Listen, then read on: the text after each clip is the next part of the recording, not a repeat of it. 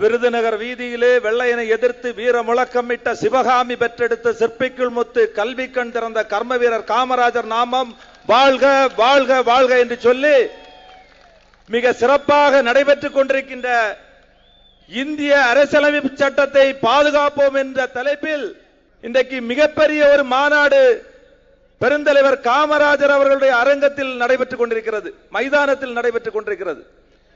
இந்த கூட்டத்தினுடைய தலைவர் மதிப்பிற்குரிய தமிழக காங்கிரஸ் கமிட்டியினுடைய தலைவர் இன்றைக்கு மற்ற கட்சிகள் எல்லாம் திரும்பி பார்க்கக்கூடிய அளவில் மிகப்பெரிய ஒரு கூட்டத்தை நடத்தி கொண்டிருக்கின்ற மாநில தலைவர் மதிப்பிற்குரிய செல்வ பெருந்தகை அவர்களே, இந்த நிகழ்ச்சியில் இங்கே கலந்து கொண்டிருக்கின்ற அகில இந்திய காங்கிரஸ் கமிட்டியினுடைய தமிழக பொறுப்பாளர்கள், அதே போல் நாடாளுமன்ற உறுப்பினர்கள், சட்டமன்ற உறுப்பினர்கள், மாநில பொறுப்பாளர்கள், அகில இந்திய பொறுப்பாளர்கள், மாவட்ட தலைவர்கள், இங்கே பெரும் திரளாக காங்கிரஸ் கட்சி 55 ஆண்டு காலம் ஆட்சியில் இல்லாவிட்டாலும் கூட காங்கிரஸ் கட்சியினுடைய கை சின்னத்தை தோள்களில் பிடித்து வழிநடத்தி கொண்டிருக்கின்ற காங்கிரஸ் கட்சியினுடைய தேசிய நெஞ்சங்கள் உங்கள் அத்தனை பேருக்கும் என்னுடைய பணிவான வணக்கங்களை தெரிவித்துக் கொண்டு, எனக்கு முன்னால் பேசிய தலைவர்கள் எல்லாம் சொன்னார்கள், இந்திய அரசியலமைப்பு சட்டத்தை இன்றைக்கு அதை நிறைவேற்றி 75 ஆண்டுகள் ஆகிவிட்ட போதிலும் மத்தியில் இருக்கின்ற மோடி அரசாங்கம் இந்திய அரசியலமைப்பு சட்டத்தை முடக்க பார்க்கிறது. ஆனால் இன்றைக்கு எதிர்கட்சியினுடைய தலைவர்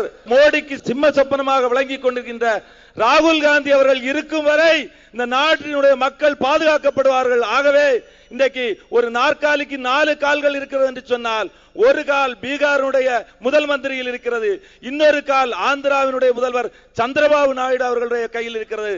இந்த 2 காலும் நிச்சயமாக கண்டிப்பாக விழும். ஆகவே வருகின்ற காலங்களில் இன்றைக்கு தொடர்ந்து நம்முடைய தலைவர்கள் எல்லாம் அரசியலமைப்பு சட்டத்தை ஏன் பாதுகாக்க வேண்டும்? இன்றைக்கு இந்தியா என்பது மிகப்பெரிய ஒரு மதச்சார்பற்ற நாடு.